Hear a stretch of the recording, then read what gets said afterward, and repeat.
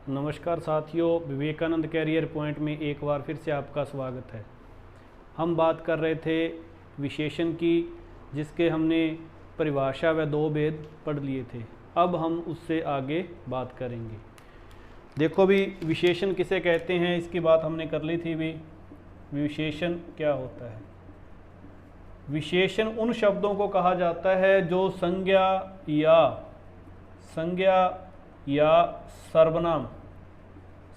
या सर्वनाम शब्दों की क्या करते हैं? विशेषता बताते हैं। वो क्या कहलाते हैं? विशेषण कहलाते हैं। अब जो विशेषता बताते हैं वो तो विशेषण है, वो तो क्या है भी? विशेषण है। और जिनकी बताई जाती है वो क्या होते हैं? विशेष्य होते हैं भी, विशेष्य होते हैं। ये बात भी हमने की थी। मैंने आपको एक उदाहरण लिखाया था कि लाल घोड़ा, ये मैंने आपको उदाहरण लिखाया था कि इसमें क्या है? ये तो क्या है भी? विशेषण है, और ये क्या है? विशेष्य है। तो यानी कि घोड़े की विशेषता बता रहे हैं। अगर मैंने आपको ये भी बताया था कि घोड़ा अगर यहाँ कर देंगे और लाल इधर लिखेंगे तो क्या होगा? ये तो विशेषण रहेगा ही रहेगा, तो फिर ये क्या हो जाएगा? विधेय हो जाएगा भी। ये बात हम कर चुके हैं भी। ठीक है, यहाँ तक हमने पढ़ लिया था। अब हम बात करेंगे इससे आगे। देखो भी, इसके चार भेद होते हैं, जिनमें से दो भेद हमने कर लिए थे। तो वो चार भेद कौन कौन से हैं उनको हम एक बार रिपीट करेंगे। नंबर एक है भी सार्वनामिक, ये हम पढ़ चुके हैं भी। सार्वनामिक विशेषण, इसको हमने पढ़ लिया है, विशेषण। उसके बाद में नंबर दो है भी, नंबर दो है गुणवाचक, इसको भी हमने पढ़ लिया है। गुणवाचक विशेषण, इसको भी हम पढ़ चुके हैं। अब है नंबर तीन, यानी कि संख्यावाची विशेषण। ठीक है भी, ये हम आज करेंगे, संख्यावाची। और नंबर चार है भी, वो है परिमाणवाची विशेषण। तो ये चार भेद होते हैं भी विशेषण की। ठीक है, इनमें से दो भेद हमने पिछले जो वीडियो था उसमें कर लिए थे। उसके आगे के जो दो भेद हैं उनके बारे में हम बात करेंगे। तो इनके नाम से पता चल रहा है, जैसे भी संख्यावाची की बात करते हैं हम, वे शब्द जो क्या करेंगे? संज्ञा या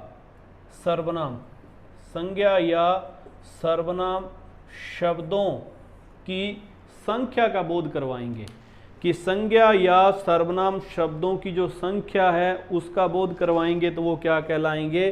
संख्यावाची विशेषण कहलाएंगे। इसके भी आगे दो भेद होते हैं भी। नंबर एक तो हम बात करेंगे कि अगर कोई संख्या क्या है? निश्चित है। तो अगर कोई संख्या निश्चित है, और अगर कोई संख्या निश्चित नहीं है तो वो क्या हो जाएगा? अनिश्चित वाचक। तो इसके दो उपभेद हो गए भी, अनिश्चित संख्यावाची विशेषण, और ये क्या हो गए? अनिश्चित संख्यावाची विशेषण। ये दो भेद हैं भी इसके आगे। ठीक है भी, अब इसके नाम से पता चल रहा है। निश्चित का अर्थ तो क्या होगा भी? संख्या निश्चित होगी। हम बात करेंगे, जैसे 2 की बात करें, हम 10 की बात करें, हम 4 की बात करें, हम 5 की बात करें, हम 110 लिख दें, तो यानी कि ये संख्या क्या है? सारी की सारी निश्चित है। तो ये क्या हो जाएंगे? निश्चित संख्यावाची। अब नंबर दो है अनिश्चित संख्यावाची। तो इसमें क्या होगा भी? संख्या निश्चित नहीं होगी। इसमें क्या होगा? हजारों होगा, लाखों होगा। ठीक है भी, कई हो सकता है और कुछ हो सकता है। ठीक है भी, तो ये क्या है? अनिश्चित संख्यावाची है भी। हजारों की भीड़ थी, लाखों की भीड़ थी, कई लोग आए, कुछ लोग गए, कुछ लोग आए। इस प्रकार के जो शब्द हैं वो क्या होंगे? अनिश्चित संख्यावाची होंगे। और निश्चित संख्यावाची में 2, 4, 6, 8, 10 यानी कि जो हम गिन सकते हैं वो क्या है? निश्चित संख्यावाची। तो हम दोबारा रिपीट करें कि संख्यावाची विशेषण वे शब्द जो संज्ञा या सर्वनाम की संख्या का बोध करवाते हैं, संख्यावाची विशेषण कहलाते हैं। इसके दो उपभेद मैंने आपको बताए हैं, एक है निश्चित संख्यावाची और दूसरा है अनिश्चित संख्यावाची। हम निश्चित में बात करेंगे कि 2, 10, 4, 5, 100, और अनिश्चित में हम बात करेंगे हजारों, लाखों, कई, कुछ। तो ये जैसे हजारों लोग, लाखों लोग, कई लोग, कुछ लोग, तो ये क्या है, अनिश्चित संख्यावाची है। अब इसके बाद में हम देखते हैं भी जो चौथा भेद है इसका, ये क्या है, परिमाणवाची। तो यानी कि वे शब्द जो संज्ञा या सर्वनाम की मात्रा का बोध करवाते हैं, संज्ञा या सर्वनाम की मात्रा का बोध करवाते हैं। अभी किसका बोध करवाएंगे, मात्रा का बोध करवाएंगे, तो वो क्या कहलाते हैं, परिमाणवाची विशेषण कहलाते हैं। ये तो किसका बोध करवा रहे थे, संख्या का बोध करवा रहे थे, और ये किसका, जन की परिमाण का अर्थ क्या है, मात्रा। तो ये किसका बोध करवाएंगे, मात्रा का बोध करवाएंगे। यानी कि संज्ञा या सर्वनाम जो शब्द हैं उनकी मात्रा का बोध करवाएंगे, वो क्या कहलाएंगे, परिमाणवाची विशेषण कहलाएंगे। तो इसके अंदर भी दो होते हैं, भी कौन कौन से होते हैं, वही निश्चित और अनिश्चित। नंबर 1 बात करते हैं हम निश्चित, और नंबर 2 बात करते हैं हम अनिश्चित। दो भेद इसके होते हैं, जैसे उसके होते हैं उसी प्रकार के दो भेद इसके होते हैं। अब निश्चित में तो क्या है, जैसे 2 मीटर की बात करें हम, यानी कि मात्रा कितनी है, 2 मीटर की है। जब हम बात करें 10 किलो की बात करें, ठीक है, तो मात्रा कितनी है भी, 10 किलो है। ये तो क्या है, निश्चित है। और अनिश्चित में क्या हो जाएगा, फिर अनिश्चित में हो जाएगा भी बहुत हो जाएगा, फिर कम हो जाएगा, ये भी इसके अंतर्गत आएगा, थोड़ा आ जाएगा, वो भी इसके अंतर्गत आएगा, जरा, ये भी इसके अंतर्गत आएगा, फिर आ जाएगा कुछ, वो भी इसके अंतर्गत आएगा, और फिर आएगा पूरा। देखो भी कुछ शब्द यहाँ भी लगा हुआ है और यहाँ भी लगा हुआ है, ठीक है। तो दोनों में अंतर क्या होगा, यहाँ तो क्या है, संख्या की बात करेगा, जैसे मैंने आपको कहा कि कुछ लोग आए, ठीक है। यहाँ क्या करेगा, मात्रा की है भी, कुछ खाने को लेके आओ, कुछ खाने को लेके आओ, खाने को लेकर आओ। ये किसकी बात कर रहा है, खाने की मात्रा की बात कर रहा है। यहाँ कुछ यानी कि संख्या की बात करेगा कि कुछ लोग वहाँ जा रहे थे, तो यानी कि वो लोगों की संख्या की बात कर रहा है। ये दोनों में क्या है, अंतर है भी। ये तो थे इसके विशेषण के भेद जो हमने चारों कर लिए हैं। अब इसके अलावा इसकी कुछ चीज़ें और होती है जिसको हम करेंगे। देखो भी, विशेषण की 3 अवस्थाएं मानी जाती है, ठीक है भी। कौन कौन सी होती हैं उसके ऊपर हम बात करेंगे। देखो, नंबर 1 हम क्या करते हैं, वाक्य लिख लेते हैं 3। मैं ये कहूँ कि राम अच्छा लड़का है, राम अच्छा लड़का है, एक तो मैं ये कहूँ। दूसरे वाक्य में ये कहूँ कि राम मोहन से अच्छा लड़का है, राम मोहन से अच्छा लड़का है, राम मोहन से अच्छा लड़का है। दूसरे वाक्य में ये कहूँ। और तीसरे वाक्य में ये कहूँ कि राम सबसे अच्छा लड़का है। तो इन तीनों वाक्यों में अंतर है भी। ये तीनों वाक्यों में जो अंतर है, ये इसकी क्या है, अवस्थाएं हैं। ये तो क्या है, नंबर 1 इसकी मूल अवस्था है कि राम अच्छा लड़का है, ये इसकी क्या है, मूल अवस्था है। राम मोहन से अच्छा लड़का है, ये इसकी क्या है, उत्तम अवस्था है, यानी कि 2 की तुलना की गई है। और राम सबसे अच्छा लड़का है, ये क्या है, इसकी सबसे श्रेष्ठ, यानी कि उत्तरोत्तर अवस्था है। जैसे हम बात करें कि पहला होता है मूल अवस्था, मूला अवस्था। दूसरा हम बात करेंगे इसकी उत्तर अवस्था, दूसरे हम बात करेंगे उत्तरा अवस्था, उत्तरा अवस्था। और नंबर 3 पे हम बात करेंगे उत्तम अवस्था, उत्तमा अवस्था। अब इसके नीचे एक उदाहरण लिखेंगे तो उससे स्पष्ट हो जाएगा। हम बात करें लघु की, दूसरा हम बात करें लघुत्तर की, और तीसरा हम बात करें लघुत्तम की। ठीक है भी, तीसरा हम बात करें लघुत्तम की। तो ये तो क्या हो गया अभी, अच्छा है। दूसरा यानी कि से अच्छा है, से अच्छा है। और तीसरा सबसे अच्छा है, सबसे अच्छा है। ये 3 अवस्थाएं होती हैं किसकी, विशेषण की। जैसे लघु यानी कि छोटा, लघुत्तर यानी कि दूसरे से बड़ा, 2 की बात कर रहा है, 2 से बात कर रहा है, 2 से यानी कि छोटा, और लघुत्तम यानी कि सबसे छोटा, इससे छोटा कोई नहीं है। उसी प्रकार जैसे हमने इसकी बात की थी कि राम अच्छा लड़का है, एक वाक्य तो ये है। दूसरा वाक्य राम मोहन से अच्छा लड़का है, यानी कि 2 की तुलना हो रही है। तीसरा सबसे अच्छा, यानी कि मोहन सबसे, राम सबसे अच्छा लड़का है। तो ये क्या थी, इसकी अवस्था थी, किसकी, विशेषण की, जिसको क्या कहा जाता है, मूल अवस्था, उत्तरा अवस्था और उत्तमा अवस्था। यानी कि ये 3 इसकी अवस्थाएं थी। इसके अलावा कुछ ऐसे संज्ञा शब्द भी होते हैं जिनमें थोड़ा सा परिवर्तन करने पर वो विशेषण की भांति प्रयोग में आते हैं, उसकी भी हम बात करेंगे कि कुछ संज्ञा शब्द ऐसे होते हैं जिनमें थोड़ा सा परिवर्तन करते हैं तो वो विशेषण की भांति काम करते हैं। यानी कि संज्ञा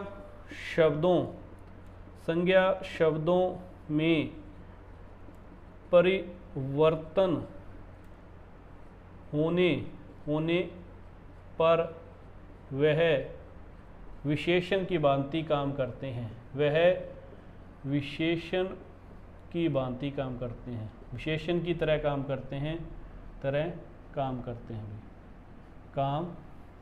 करते हैं। कौन कौन कैसे होते हैं उसकी हम बात करेंगे। देखो नंबर 1 बात करते हैं हम, देखो सा या सी, अगर इसको किसके साथ जोड़ दिया जाता है, संज्ञा के साथ,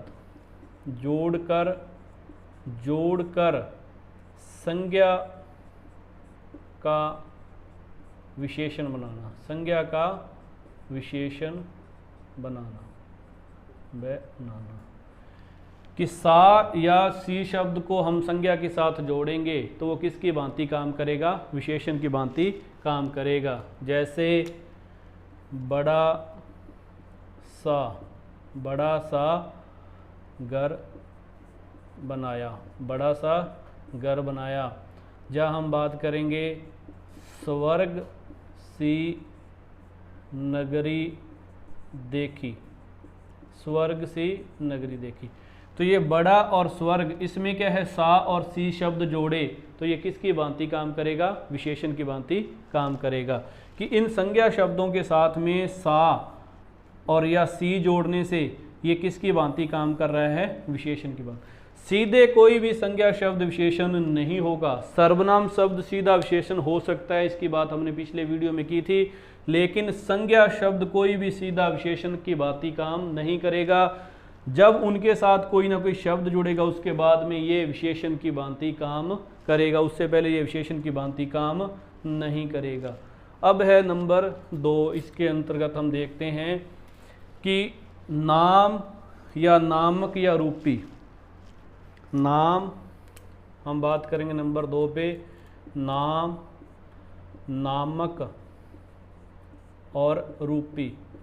इन शब्दों को अगर हम संज्ञा के साथ लगा देंगे तो ये भी किसका काम करेंगी, विशेषण का काम करेंगी। कैसे, जैसे हम एक शब्द देखते हैं कि तृष्णा रूपी नदी। देखो तृष्णा रूपी नदी, तो ये क्या है, संज्ञा शब्द है, इसके साथ में जब ये लगा दिया तो ये किसकी भांति काम कर रहा है, विशेषण की भांति काम कर रहा है। इसके बाद में नंबर 3 हम बात करते हैं भाई। देखो कई बार क्या होता है, जो विशेष्य होता है वो क्या हो जाता है, लुप्त हो जाता है, विशेष्य लुप्त हो जाता है, सिर्फ विशेषण रह जाता है। तो भी वो देखो किस प्रकार के शब्द आते हैं उसकी हम बात कर रहे हैं। देखो नंबर 3 है विशेष्य के लुप्त होने पर, विशेष्य के लुप्त होने पर। ठीक है, देखो हमने वाक्य देखा कि बड़ों ने कहा, बड़ों ने कहा, बड़ों ने सच कहा है, बड़ों ने सच कहा है, बड़ों ने सच कहा है। देखो भी बड़ों ने सच कहा है, इसमें क्या है कि जो विशेष्य है वो लुप्त है, सिर्फ विशेषण ही सिर्फ दिखाई दे रहा है, यानी कि जो विशेषण है वही शब्द यानी कि वाक्य में दिखाई देगा, जो विशेष्य है वो क्या हो जाएगा, लुप्त हो जाएगा।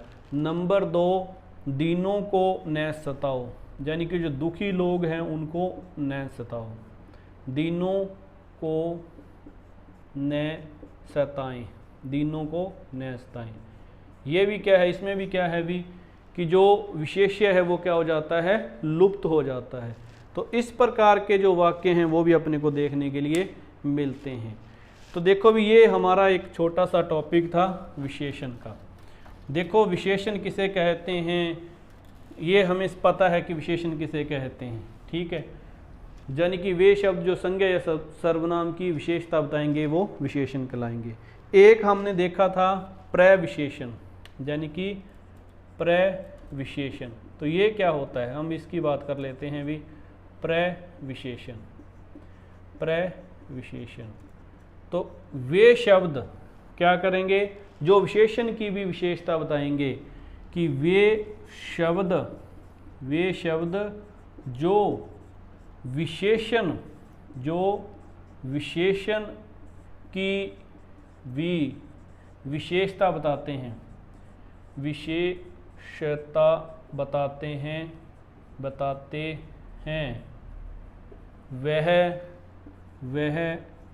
प्रविशेषण कहलाते हैं, प्रविशेषण कहलाते हैं, प्रविशेषण कहलाते हैं। यानी कि वे शब्द जो विशेषण की भी विशेषता बताएंगे प्रविशेषण कहलाएंगे। कैसे भाई, हमने एक वाक्य लिखा कि राम अच्छा लड़का है, राम अच्छा लड़का है। देखो भी व्याकरण की दृष्टि में क्या है, ये तो क्या है भी कर्ता है और यही क्या है, संज्ञा है। ठीक है, ये क्या है भी विशेषण है, विशेषण है, और ये भी क्या है भी संज्ञा है, और ये क्या है, सहायक क्रिया है। ठीक है, ये तो सिंपल बात, जो विशेषण आता है उसकी बात है। भी राम अच्छा लड़का है, तो ये राम की क्या कर रहे हैं, विशेषता बता रहे हैं कि राम एक अच्छा लड़का है। ठीक है, अगर हम इसी वाक्य को ये लिख दें कि राम बहुत अच्छा लड़का है, इस वाक्य को मैं ये लिख दूं कि राम बहुत अच्छा लड़का है, बहुत अच्छा लड़का है, तो इसमें हम देखेंगे कि ये जो बहुत शब्द है, ये बहुत शब्द है, इस अच्छे की क्या कर रहा है, विशेषता बता रहा है कि ये जो बहुत शब्द है यह अच्छे शब्द की क्या बता रहा है, विशेषता बता रहा है। इसी को क्या कहा जाता है, प्रविशेषण कहा जाता है कि वे शब्द जो विशेषण की भी विशेषता बताते हैं प्रविशेषण कहलाते हैं। जैसे राम बहुत अच्छा लड़का है। अब जैसे ये कहें कि वह तेज दौड़ता है, हम बात करें कि वह तेज दौड़ता है, वह तेज दौड़ता है। ठीक है, हम इसकी बात कर लेते हैं कि वह तेज दौड़ता है। तो एक वाक्य हम ये लिखें कि वह बहुत तेज दौड़ता है, बहुत तेज दौड़ता है, तेज दौड़ता है। तो दोनों में अंतर है भी, दौड़ता है, दोनों में अंतर है। ये तो किसके अंतर्गत आएगा भी, ये तो विशेषण के अंतर्गत आएगा, लेकिन ये किसके अंतर्गत आएगा, प्रविशेषण के अंतर्गत आएगा। क्योंकि ये तेज दौड़ना क्या है, विशेषण है, लेकिन बहुत शब्द इसकी भी क्या बता रहा है, विशेषता बता रहा है, इसीलिए इसको प्रविशेषण कहा जाता है। तो ये तो था हमारा विशेषण से संबंधित भी बात। देखो मैंने शुरू के अंदर आपको 4 चीज़ें बताई थी, उसको एक बार थोड़ा सा रिपीट कर देता हूँ। जो पिछले वीडियो में हमने देखा था, हमने बात की थी देखो विशेषण होगा एक तरफ, विशेषण होगा एक तरफ, ठीक है, और यहाँ क्या होगा, संज्ञा होगी, ठीक है। दूसरा इधर फिर विशेषण होगा, इधर फिर क्या होगा, विशेषण होगा, इधर क्या होगी फिर सर्वनाम होगी। या तो संज्ञा की विशेषता बताएगा या सर्वनाम की विशेषता बताएगा, ये तो विशेषण कहलाता है। और ये क्या है, विकारी शब्द हैं, इसकी बात भी हमने की थी, ठीक है। उसके बाद में मैंने एक ये भी लिखा था कि इधर विशेषण है, इधर विशेषण है और इधर क्या है भी, क्रिया है। तो ये क्या था, क्रिया विशेषण था, जिसको क्रिया विशेषण कहा जाता है। ये किसकी विशेषता बताएगा, क्रिया की विशेषता बताएगा भी, क्रिया की विशेषता बताएगा, ठीक है। इसका एक वाक्य मैं लिख देता हूँ, जैसे राम धीरे धीरे धीरे धीरे चल रहा है, राम धीरे धीरे चल रहा है। देखो यहाँ राम की विशेषता नहीं बता रहा, ये राम की विशेषता नहीं बताकर ये किसकी विशेषता बता रहा है, चल रहा क्रिया की विशेषता बता रहा है कि जो क्रिया है वो क्या हो रही है, धीरे धीरे हो रही है। ये क्या है भी, अविकारी शब्द हैं, इसका लिंग वचन काल के अनुसार इनका कभी परिवर्तन नहीं होता, इसलिए इसको किस में रखा जाता है, क्रिया विशेषण को अविकारी शब्द में रखा जाता है। जब हम अव्यय पढ़ेंगे, जब हम अव्यय पढ़ेंगे तब हम इस क्रिया विशेषण को वहाँ पढ़ेंगे, ठीक है। उसके बाद में आगे एक मैंने बात की थी कि यहाँ इधर विशेषण है, इधर विशेषण है और इधर भी विशेषण है, तो फिर वो क्या है भी, वो क्या है, प्रविशेषण है, वो क्या है, प्रविशेषण है, जो मैंने आपको बता दिया कि वो विशेषण की भी क्या बता रहे हैं, विशेषता बता रहे हैं।